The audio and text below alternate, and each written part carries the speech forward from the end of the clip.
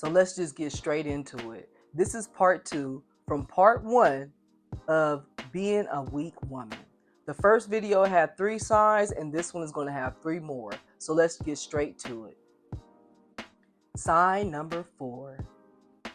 The degree but waiting on a man chick. Educated but underusing her skills, waiting on a man to provide instead of building her own life. Okay, this woman has really worked hard for where she at in life. She went to school, handled her business, but however, she has this fantasy that some man is going to save her. Although this does happen in life, and I'm not going to say I have not seen it happen before. However, when I've seen this happen and it actually goes how the woman is planned, the woman is still living her life.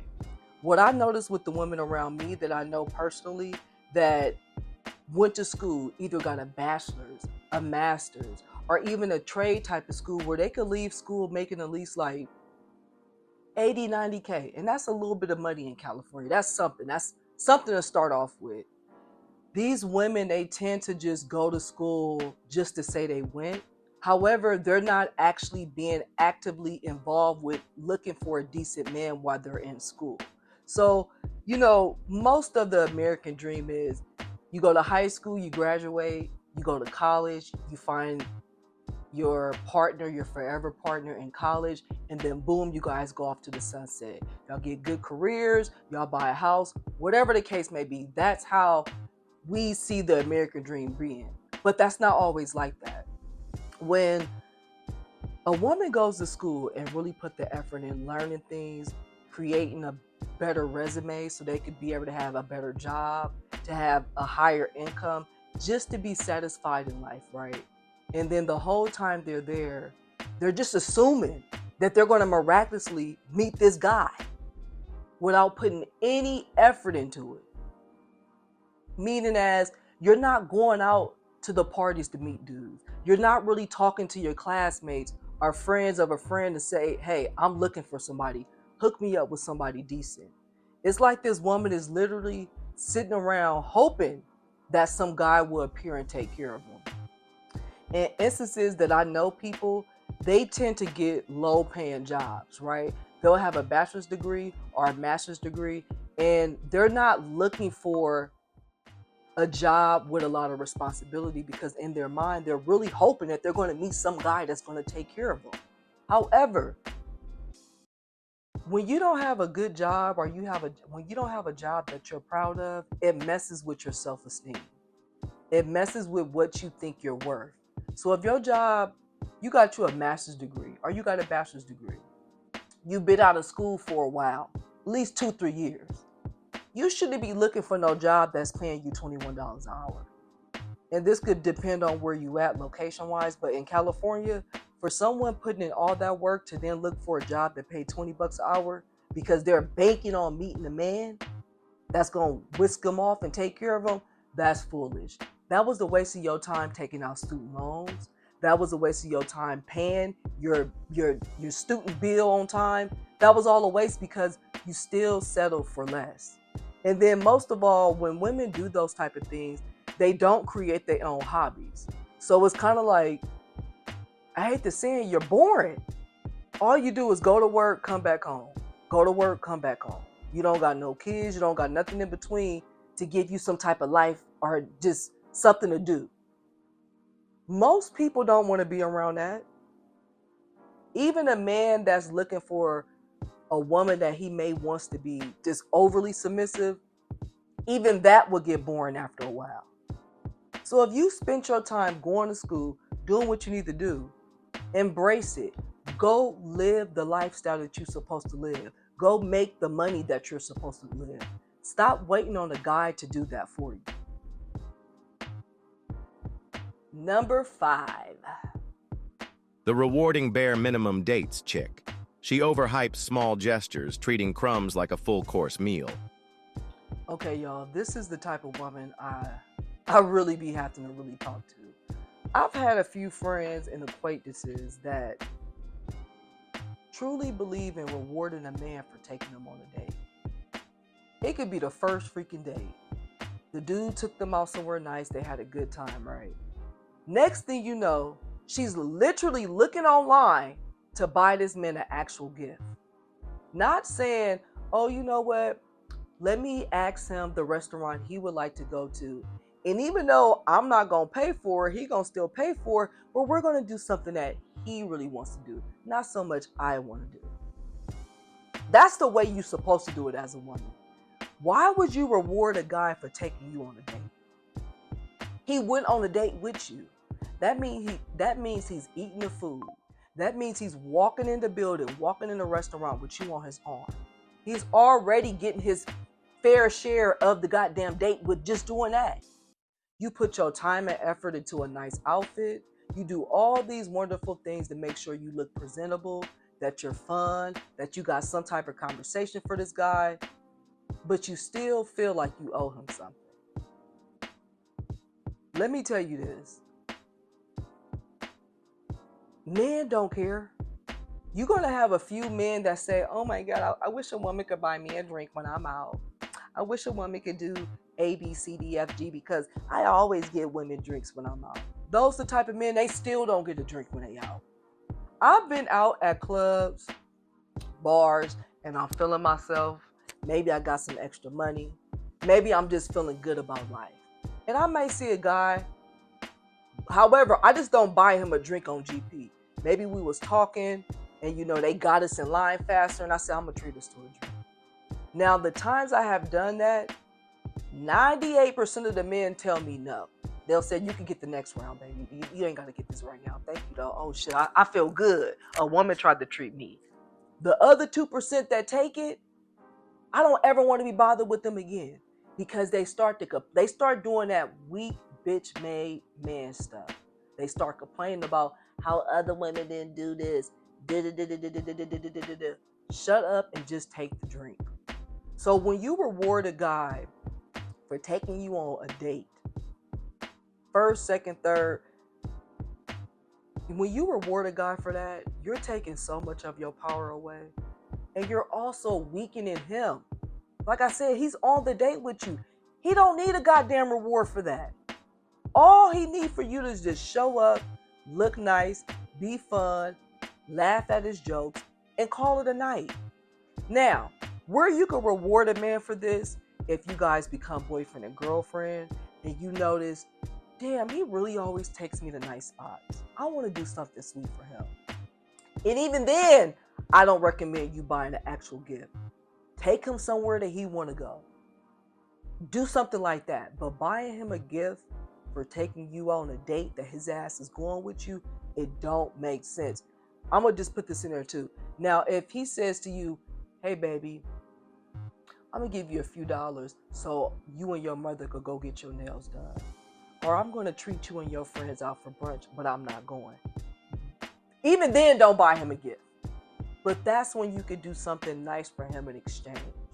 Not rubbing his feet, not giving him a massage. Just take him somewhere that he would like to go as well. It's that simple. When you start doing too much like that, it just messes up the whole balance of the relationship. Last but not least yet, number 6. Let's go. The always available chick. She drops everything for a man, no matter what she's doing. Now, this is one thing that so many women I know give me pushback on. And they don't realize this probably till years later. Okay? Always being available.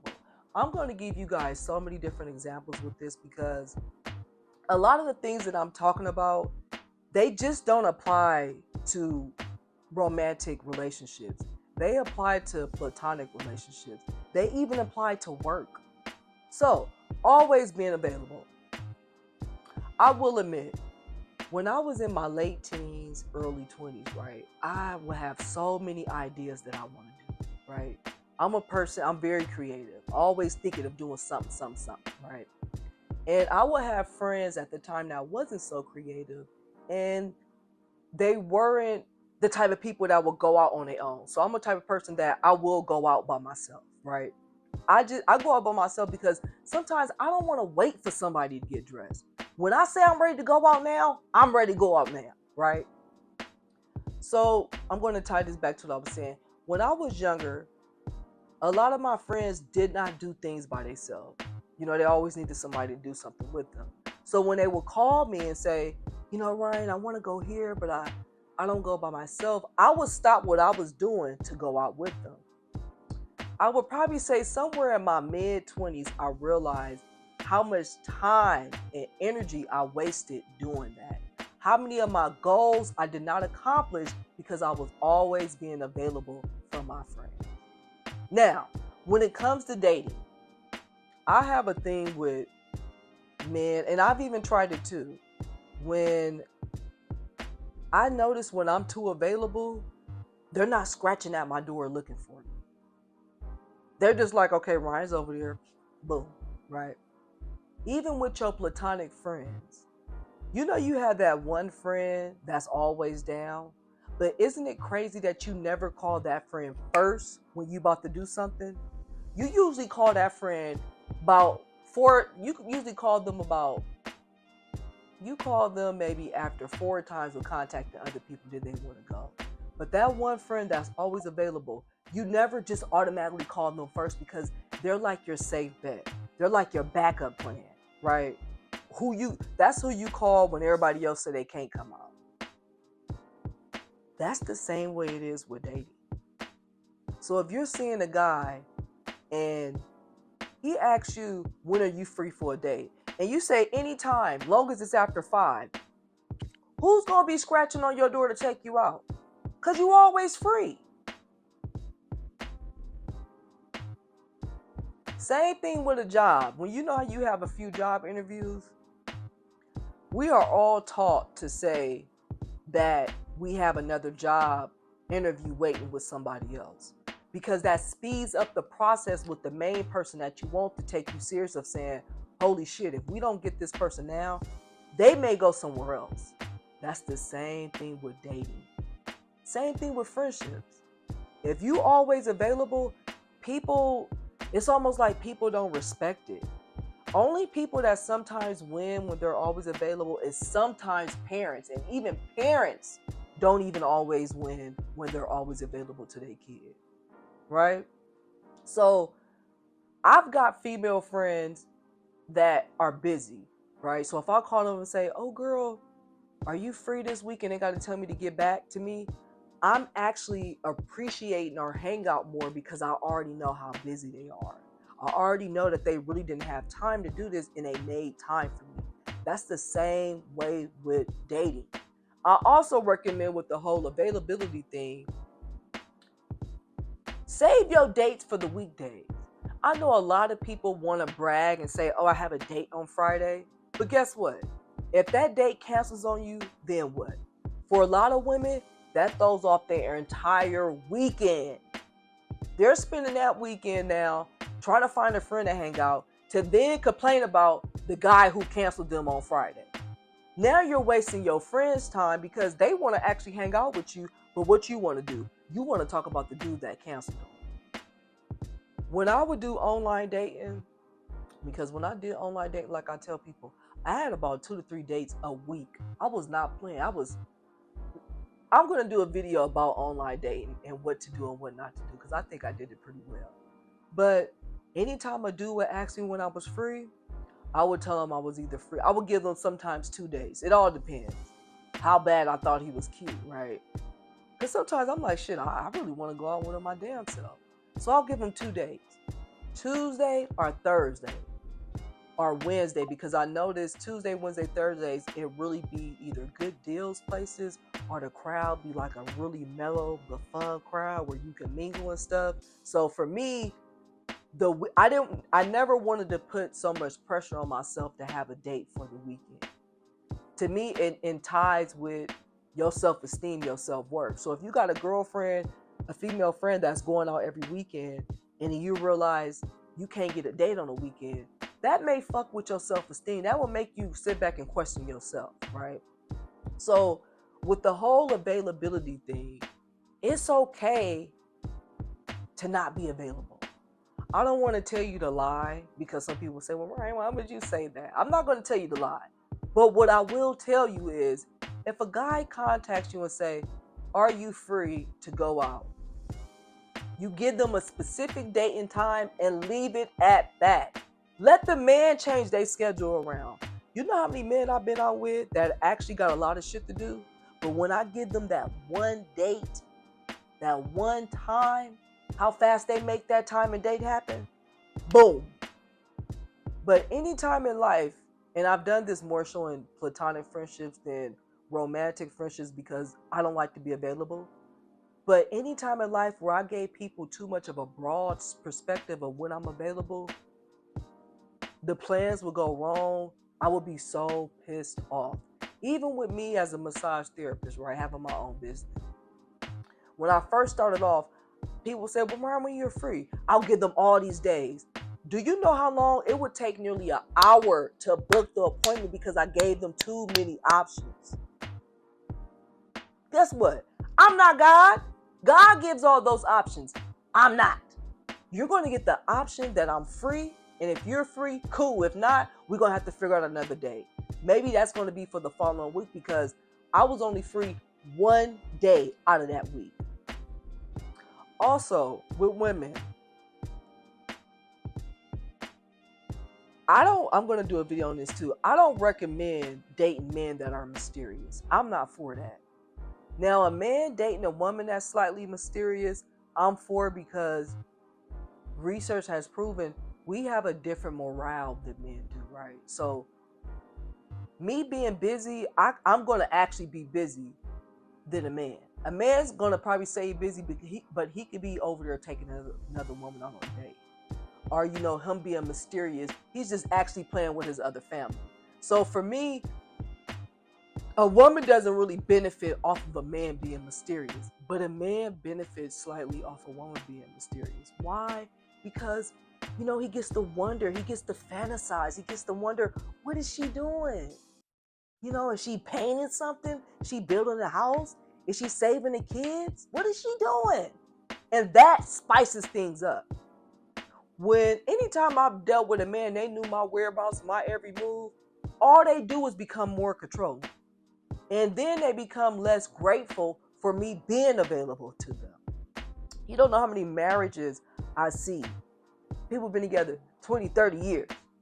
And that woman always there. That man don't give a damn because she's always there.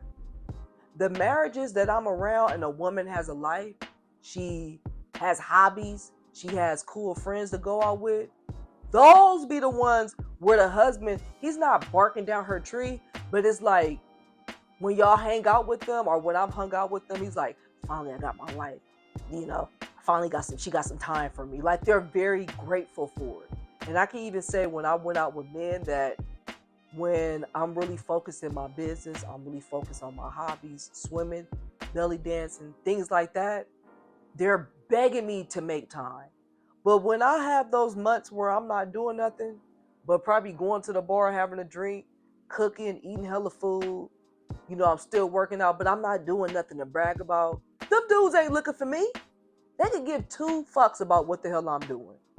So always being available, you got to pick and choose who you use that for. And I personally don't recommend it for relationships. Okay? So, I just don't recommend it for romantic relationships. And even sometimes you can't even do it with platonic relationships. So now let's do a little recap of everything and close it out, right? We already did the first 3 signs, flags of a woman being weak. Now this is the remainder 3. So number 4, the degree but waiting on the man type of woman. This is the woman who put her work in at school, graduated, got either a bachelor's, a master's, got some type of trade. Maybe she's a sonographer. Who knows? But she put her work in and she keeps settling for bullshit jobs because she's hoping and praying some man save her, right? She's not living her life to the fullest because she truly believes in her heart and society has trained her to think her time, her mind, her body, and her spirit should only be available to this man, right? Number 5, the rewarding bare minimum dates type of woman. This type of woman is giving a man a gift based off of the first 2 dates he took her on, not realizing he went on a date with you. He ate the food with you. He walked around with you. You looked at pretty. People probably gave him a look like, wow, God, you got a great woman. Probably got compliments. Probably even boosted up his ego because how beautiful and kind and loving and funny and receiving you were. And now you bringing him a goddamn gift. Go give your friends a gift for taking you out. What about them? What about your mama and daddy doing stuff for you? What about your grandmother? Your sisters, your brothers, whoever that's doing something for you. Stop rewarding a man for doing what he's supposed to do and what he want to do. And number 6, the always available woman. This woman is available Monday through Sunday, 12 a.m. to 12 a.m. the next day. 24/7 she's available. Right? People get, this is what it is. Being familiar with something eventually breeds contempt. So this man is familiar with your ass always being free, always being available. Over time, he ain't going to appreciate it. He's not going to care. People in deep marriages could tell you that over time. You got to sometimes tell your spouse, no, I'm not free right now. We're going to do it later. And people would then appreciate the time that they get to spend with you. Platonic friendships do it all the time. We always have that one friend, like I mentioned earlier, that's always available. Do you think people reward her for being available? No! They call her last minute because she's the safe bet. So this concludes my little mini series of being a weak woman. Be sure you check out part 1 and really listen with a clear mind. This is me not attacking anybody. This is me really trying to teach you how to avoid being weak. Because once you start being weak, it's going to be hard to stop, right? Get your shit together. Respect yourself. Understand you're worthy too of having a good time, being showed a good time. You ain't got to reward everybody with gifts and all that BS. Just be a respectable, fun, loving person, okay? And that goes to show people how you're deserving of X, Y, and Z. And you need to feel that you're deserving of X, Y, and Z too, okay? Get rid of that weak bitch mentality and boss up and be a real woman.